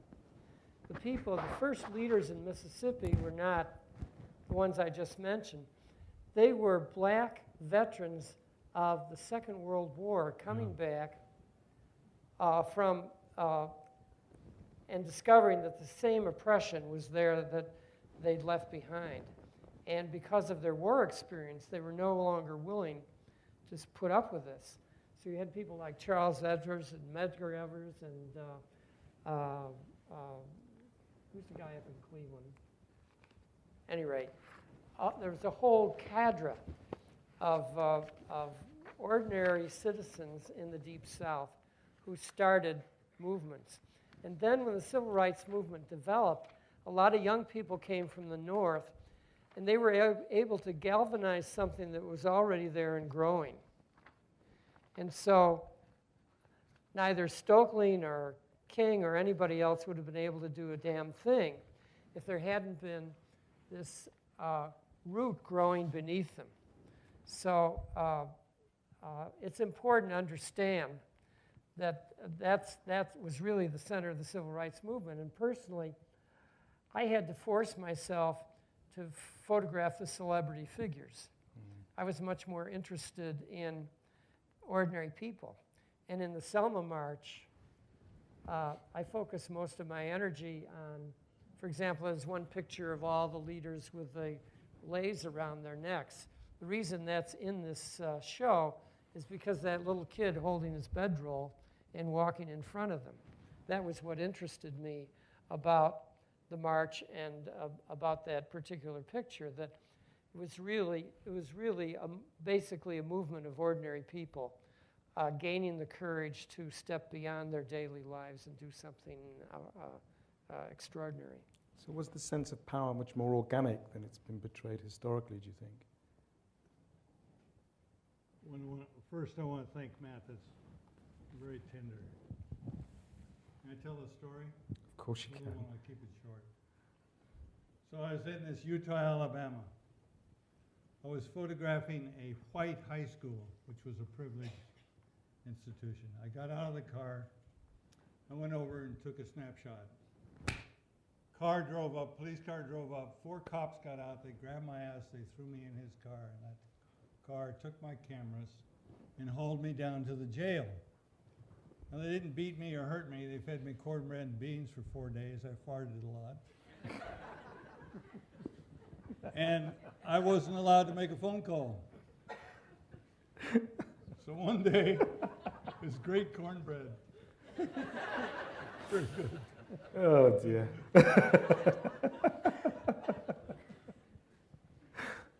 So finally, the door clanged open on the jail cell, a sound which I'll never forget. Old-fashioned jail. They said, your bail's been made, come downstairs. And I went down, and I looked at the bail documents on the table, and I expected that, you know, you have to put up money to get someone out of jail, and I looked for Dr. King's name on there, and he had not signed off on the bail. And I thought, well, then maybe Andrew Young, you know, had mortgaged his home to get me out of jail. No Andrew Young. I looked for the other leadership in the Southern Christian Leadership Conference. None of them. And the names on that bail document that put up the money for my release were 3 farmers, all had the same last name, Kirksey.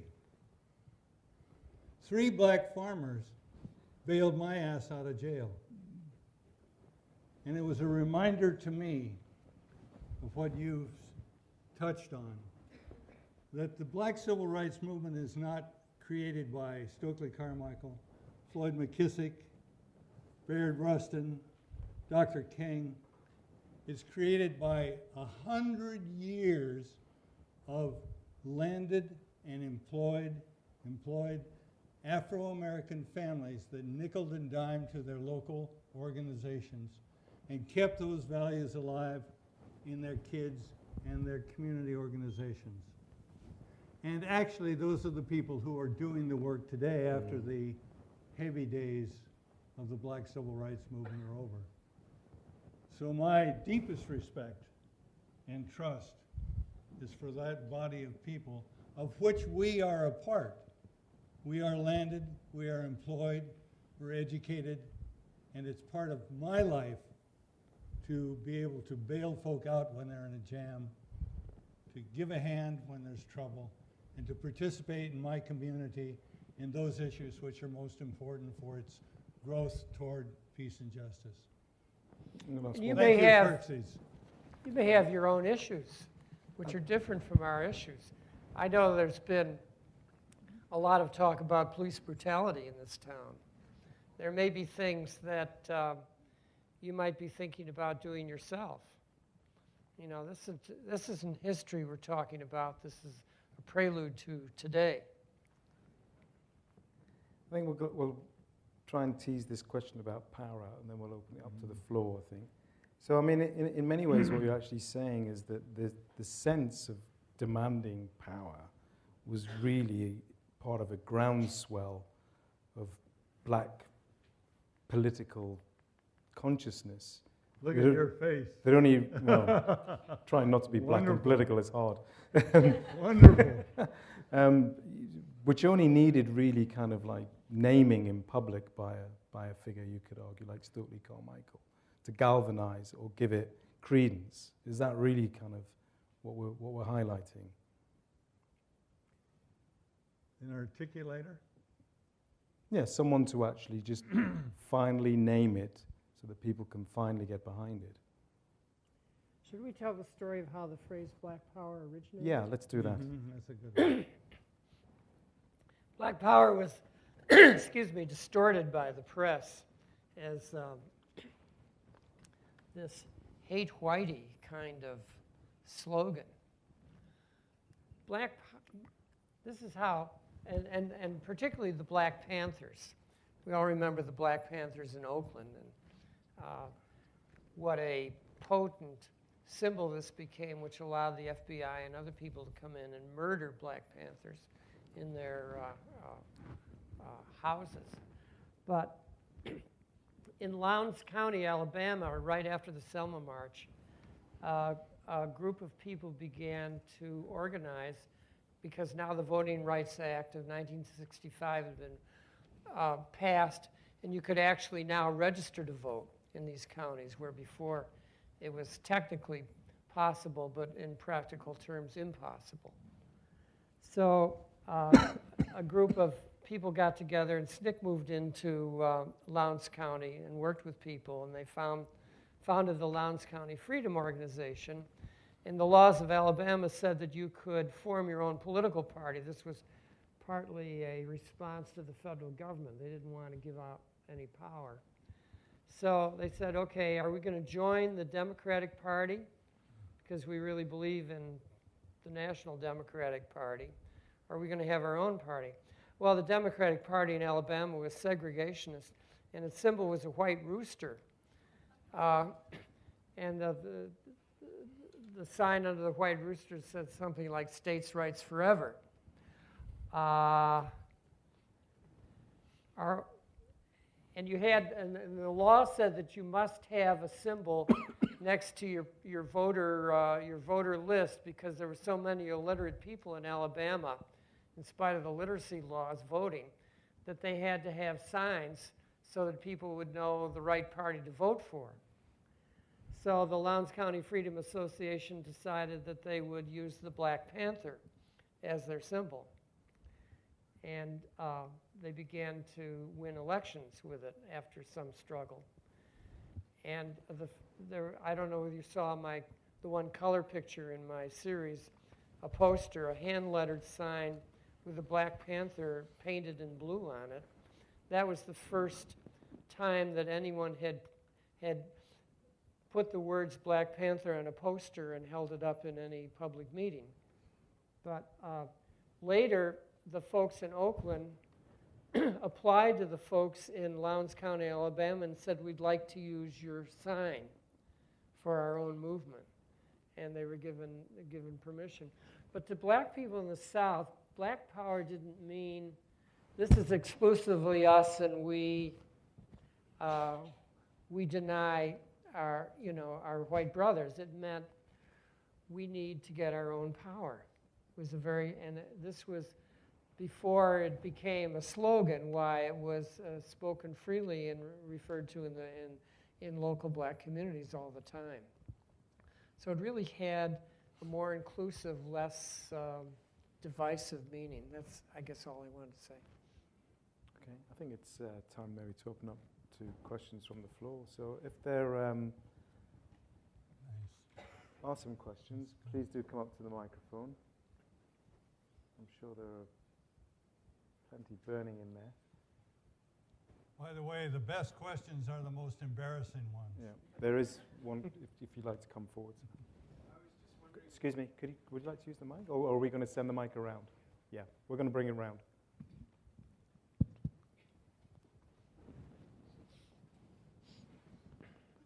Okay, here we go. Hi.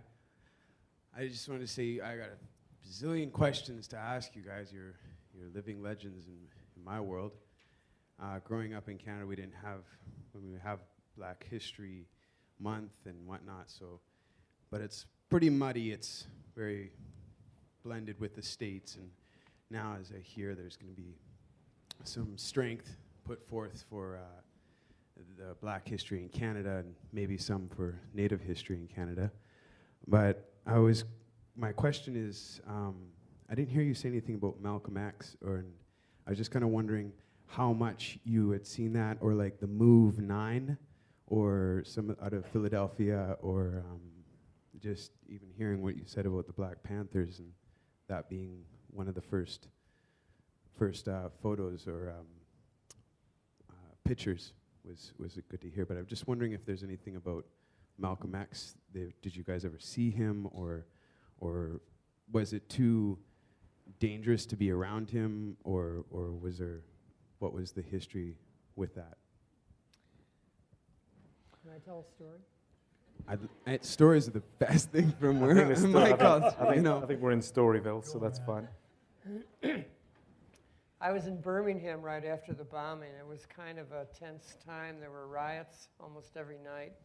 We were using infrared film, and we had infrared filters over the front of our flash guns, because if the cops could see a flash go off, they'd shoot at it. So I was part of the life team that was photographing this, the aftermath of the bombing of the 16th Street Baptist Church by the Klan. And I was staying at the only black motel or the prime black motel in Birmingham, the Gadsden Motel. The other life photographers were at the Holiday Inn on the edge of town, but I was in the coffee shop one afternoon with a bunch of kids, black and white. It was the one place where teenagers of both races could meet in Birmingham without, fear of reprisal. And into the midst of this meeting walked Jeremiah X, a reporter from Muhammad Speaks, member of the black Muslim community. And he saw me there and he started denouncing me, called me a white devil and a lot of other things. And he started quoting the Quran at me. He was sort of preaching. Well, I had been through Middle East and Arabic studies at the University of Michigan. I did a graduate degree in that. And I knew, I'd read the Quran. I certainly wasn't an expert on the Quran, but I said, well, Muhammad said that Muslims should respect people of the book, meaning any religious group that followed a scripture, like the Old Testament for Jews or the New Testament for Christians, a book of scripture. And I said a few other things that I could think of from the Quran, which suggested that hostility and exclusiveness wasn't the only part of Islamic teaching. And Jeremiah kind of stormed out of the coffee shop, and I forgot about it. So that evening, I was getting ready for the night show, and I had the trunk of my car open, and I was loading film into cameras and things like that. And I heard a voice behind me. He said, "Are those Nikons you're using?" I turned around, it was Jeremiah. And we started talking. We talked shop and, this and that. And then we started working together. And he had contacts in the Birmingham black community that I could never find. There's a picture up there. Remember the picture of the guys looking at this kid who had been shot in the back with buckshot? Jeremiah got me into that situation. He said, "Come on, you got to photograph this guy that was shot by the Alabama highway troopers." And it didn't go on very long, but there were times when we worked together. I think, and I think Malcolm began to see a deeper reality toward the end of his life after he came back from Africa and so on. And Malcolm went to Selma after the first attack at the Pettus Bridge and after Jimmy Lee Jackson was killed. And he sat down with Martin Luther King. And there was stuff happening there. I photographed Malcolm's funeral in New York. And I was the only white person at his graveside after he was laid in the ground and almost everybody else had gone away. I was there with a camera, and everybody else around there at that electric moment was black. And I didn't feel frightened. I felt like it was okay for me to be there. And I guess that's always been my feeling, that civil rights and the way we work together in the South was a coming together of these two communities. And in some way, we did it there, and we should be able to do it everywhere. I don't know if that's an answer, but that's where I am. Okay. More questions, please? Profound. Yeah, I just wanted to find out then, were you around when in that meeting when Malcolm and Dr. King met? No. At all? No. Okay. Those were usually pretty private moments. Yeah, those are. Yeah. I mean, Bob might have been there, but I didn't have that kind of access. And are any of these things accessible, like on Google or like your photos? Like, there's some of them are amazingly rare, or is it strictly just for Ryerson? We both have websites. Okay. Mine is www.takestockphotos.com.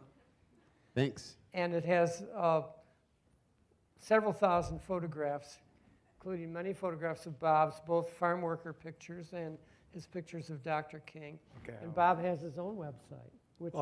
Okay, let's do the website thing in a bit. Can we? I'm very commercial keen break. I'm very keen for questions to come from the floor from others. Can we take this one here, and then do you mind if we do two questions back to back? So because sometimes they cross over. So if we take this one and then do that question immediately afterwards. Yeah. Hello. We in the West Indies were accustomed to seeing pictures in the Johnson publication, Ebony and Jet. Did any of you gentlemen were responsible for any of those fine pictures that we used to see? Do you want to get the other question? Yeah, so we'll take that. So Ebony and Jet, fine I can pictures, talk to that. responsible. Bob's going to respond to that. And then this question here. One more here. Is there any other questions about publications that people want to ask? Okay, let's go there. Hi, I just wanted to thank you, Bob and Matt. Your pictures, or the collection, was very powerful to me. And I've traveled like many different southern states, and I've gone to the Martin Luther King Museum. So I was just wondering, in your opinion, do you feel that we've actually progressed as people? Because I still see the segregation there in the southern states. Do you feel that we have progressed as people today? And sorry, one more question. I ask a lot of questions. I'm a woman, so one more. And if Martin Luther King were still alive, do you feel he would see that we've progressed as people? In your opinion, what do you think he'd actually say today, just having a black president and all the things we've done along the way? In your opinion, what do you think Martin Luther King would say today? Okay, Bob, do you want to talk about the Ebony and Jet question? Well, actually, I had the privilege of having more photographs than Matt published, because each week I would send out about 20 packages to all the major black press in LA, in San Francisco, in Cincinnati, Detroit, Chicago, New York City. And on Tuesday, when they were all published and brought into there was even a newspaper called Tuesday, the drugstores in the Afro-American community, I would see all my photos laid across the drugstore counters. So that was my principal outlet. And by the way, it's a hint to you, there are more outlets than just the major media. There's even your local neighborhood shopping news. So then I had another whole secondary chain of, at that time, social organizations could still afford to have a journal. The United Church of Christ had a youth magazine. There was Ramparts magazine out of the Bay Area. There was the National Catholic Reporter that published very radical articles. There was another paper I was trying to remember. That was out of Chicago.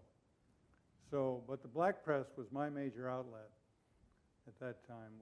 But did you shoot for Jet and Yes, I went to Ebony? Jet. Same packages went to Jet and Ebony. Many of these photos appeared in Jet one time or another. Wow. I was really honored. It's not only validating, but it was a tremendous honor. Okay, and then what would Martin Luther King say today in the question about have we made progress as a people? It's a very good question and not an easy one to answer. Certainly in terms of public accommodations and voting rights, great strides were made. And I mean, if you look at the civil rights movement, it involved really a small group of people. And to overturn in a few years a a deeply entrenched system in the South is pretty remarkable. I don't think in the United States we've seen anything like that before or since. Is everything different? No, of course not. Particularly in terms of economic privation. I think personally that maybe, at least I can't speak for Canada, but in the United States it's become more an issue of class than race. There are certainly many black people who have risen to very high levels of power and financial security. But as time goes on, the thing that disturbs me the most about the United States is this increasing gap between rich and poor. We are becoming like a third world nation in that regard, like, you know, some South American fiefdom. I hope I'm not offending anybody by saying that. But we have huge problems. And is racism dead in the United States? Absolutely not. You know, it's around us all the time. But my greatest hope is when I look at high school kids. And I don't see a lot of racism, at least in the high school kids I see in California. I see some pretty easy mixing and quite a lot of disregard, not only for color, ethnicity, gender, but also for gay lesbian issues as well. I think our progress socially is stronger than our progress politically in that case. Bob? There's work to be done, though, a lot of it. What would Martin Luther King say today, in your opinion, about progress?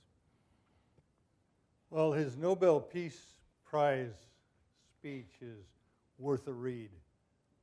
That, by the way, and also the Riverside speech on war. The Nobel Peace Prize, he says, the labor of our generation is the elimination of war, poverty, and racism. And globally, we haven't made a lot of progress. What was the name of the exhibit you packaged? Disposable people. Disposable people.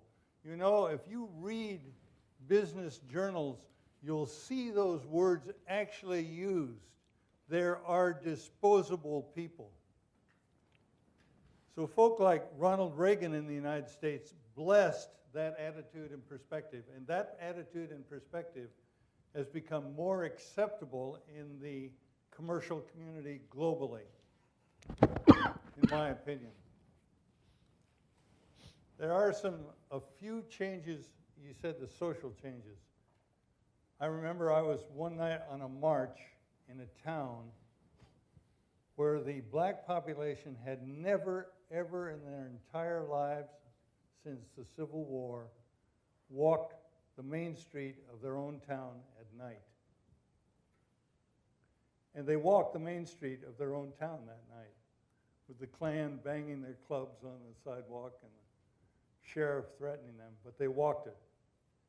And in many ways, that level of public fear in public places over public and civic issues is massively diminished in the United States.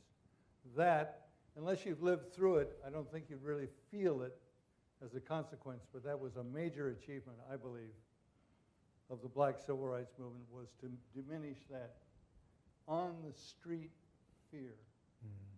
And it kind of nudged a lot of other people. You know, hey, maybe you can do this. Maybe you don't have to be scared on the street. A lot of movements took cue, but the economic thing is worse, in my opinion, and I think he would say so. We've had SNCC reunions and gone back to Mississippi a couple of times. Whoa.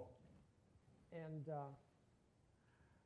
it was interesting for me because in many ways Mississippi looked the same, but it was completely different. There was still a lot of poverty. In Jackson, where we held our reunion meetings, you would find a black manager of a McDonald's. with white employees, and everybody getting along fine. They probably didn't socialize at night. But there was something pervasive, and I couldn't put my finger on it. And I was staying with some friends of mine from civil rights days who lived in Jackson, and I was saying, you know, it's just totally different, but I can't express it. And Jeanette King said to me, it's very simple, the terror is gone. And she was right. When we were there, it was open season on civil rights workers. Something could happen to you at any time. David Halberstrom came back from Vietnam. Or if anyone crossed the line. What? Or anyone crossed the social line. Yeah, yeah. Not just us as civil rights workers, but anyone. Halberstrom came back from Vietnam to Mississippi, and he was chased at 100 miles an hour in a car chase across the Delta. And he then said, you know, in some ways, Mississippi was more frightening than Vietnam, I thought. Could that be? He said the difference was that in Vietnam, you knew where the danger was. And in Mississippi, it was anywhere. You never knew where it was. It could crop up at any moment. You could stop for gas, and suddenly you were in a chase for your life. It happened, you know, with a certain amount of frequency. And that was gone. And that was a sea change for the South. And in some ways, we all felt that when change came, it might be easier for black and white folks to live together in the South than in the North, particularly in northern ghettos. And I think that may be true. Okay. This is your opportunity. There's one question at the back, one question there. So if we do this, okay, we'll go there, and then we'll take the second question as well. I just have a question. Clearly, both of you are a tribute to the fact that artists can make a difference and have made a difference. And I was just wondering if you had any advice for young aspiring artists who are looking to make social change in a time where there aren't as many public displays of the need for social change, I suppose. Okay, and then this question over here. So that's the need advice for artists who want to get engaged with social change.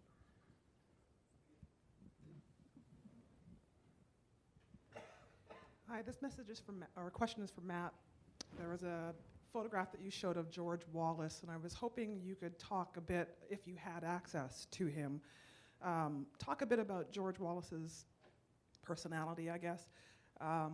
My family was owned and worked for one of Wallace's lodge cronies for probably 100 years. And so I'm just curious about what he was like and how he distributed, how he dealt with his power locally, if you could. Okay. You want to start with that? Yeah, if we go there. No, I was thinking, what do you have to share with us about Wallace? If your family was close. I don't have anything to share about Wallace. I just know how he got elected over and over again by intimidating people locally. Wallace is an interesting character. He started as a populist. And in his early political days, he had support in the black community. He was talking more about poverty than race. But as he rose, you know, got a sense of the political landscape in Alabama, he became more and more racist because I think, among other things, he saw that this worked. You could rise to political power by being a virulent racist. After he was shot, I think something changed for him. I think he became, in some ways, a gentler person. And I don't know this from personal experience, but I've heard that Wallace softened a great deal toward the end of his life. He certainly was a mean son of a bitch when we were there. But, you know, he was confined to a wheelchair. His life changed dramatically. And there's a story. Can I tell a story? Okay. I can't say no, but we're going to have to be quick. Okay. One of my photographers, Dave Prince, was photographing a Wallace rally somewhere in Alabama. And 4 people from the local SNCC office decided to totally disrupt this. This was a country rally in a stadium somewhere. Disrupt it. So 2 of the blackest guys in the SNCC group got entrance to this rally by covering their immaculate suits with white coveralls and came in as maintenance workers, and that was very easy to do. Nobody thought twice about that. 2 very white girls from the local SNCC office also went there, and of course they had no trouble getting in. And the plan was that they would join together, these 2 black guys in their immaculate dress, and they would walk as interracial couples down the aisle toward where Wallace was speaking. And of course, this was about the most dangerous thing you could think of doing if there was a sure way to get yourself killed. So Dave was behind the governor, and he was starting his speech, and Wallace had an earphone on, and he was getting messages from security. You know, things were going in. It was like the FBI with their earphones. And my friend Dave heard somebody on the earphone say, "Governor, we're going to kill a couple niggers." And Wallace stopped what he was saying, put his hand over his heart, and started singing "God Bless America." And the whole audience rose as one and began singing "God Bless America." And the whole scam was like destroyed there. I don't know what happened to the 4 people, but they got out of there. Great. I don't know what that says about Wallace, but I think it's an interesting story. Okay, and let's kind of finish on the question of advice for young artists who want to engage with issues around social change. I have a very,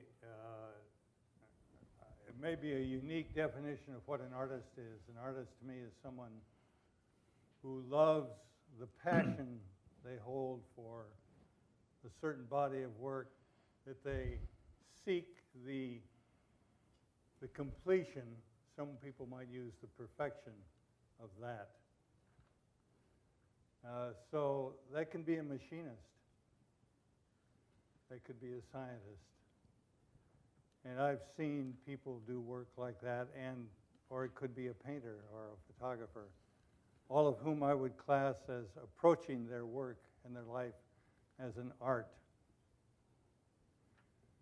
And my general rule is, if you want to be an artist about your life, if you want to lead an aesthetic life, get another job. Because the money won't be there. I've maybe had 2 years of my entire life, I'm 70 now, where I actually made a living as a photographer. So living engaged in one's passions is often not a fiscal living. So just do that up front and you won't have to fuss with yourself 20 or 30 years. The second thing is, we're inundated by very high quality art these days, enormous stimulus. Just walking over here on the street, gorgeous photographs and huge billboards. I mean, gorgeous. Photographers won't be out of work. That isn't documentary photography. And I find that many people, in response, they're developing their own YouTube presentation or their own photo exhibit, don't pay attention to the fact that there's enormous equality and aesthetics in that work. And one has to master or conquer the techniques and the style and the medium and all of its elements to stand out. So the rigorous engagement with the technique really makes a difference on whether a photograph or an image or even a piece of work in the chemistry lab stands out from other work. So that mastery of the technique related to the art, that safeguard for one's food and living, by having some means of supporting yourself, I think are two very important tools. They've certainly served me. Thank you for asking that. It's a very good question. I'd like to add to that, if I could. I see a lot of student art that is quite clever and well put together and utterly lacking in content. And I find that, well, I used to find it depressing. I guess I just don't find it depressing. But I would say this, that find what you're passionate about and make that the subject of your work, whatever your work is. Don't try to be cute. Don't try to be fashionable. Try to express the things that you feel most deeply about. And probably you'll find a useful way to use your art when you do that. Okay, well, Bob, I think, wanted to thank the people in the images within his work. I'd like to thank the guys with the cameras in those moments. I think you've done a unique and very special bodies of work, which will, of course, stand the test of time. I'd like to thank the audience for being with us tonight. I'd like to thank TD Bank for sponsoring this project. I'd like to thank all of the work being done at Ryerson and the team. And, well, may the adventure continue. Thanks very much. Stick around after.